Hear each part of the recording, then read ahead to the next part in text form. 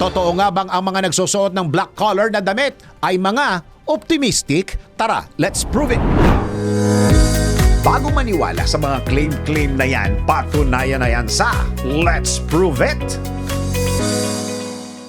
Madalas nating nakikita sa fashion stores o maging sa ating closet na mas lamang ang color black na damit natin. Pero totoo nga bang sumisimbolo ito ng pagiging optimistic natin? Tara, let's prove it!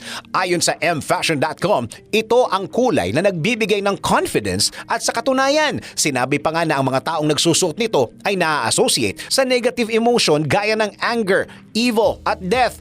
Bottom line is, magkaiba ang pananaw ng mga tao sa pagsusuot ng black color clothes dahil nakadepende ito sa culture at paniniwala. Sa Western tradition kasi, ang pagsusuot ng black ay sumisimbolo sa pagkakaluksa samantalang sa China, white ang ginagamit nila sa pagluluksa.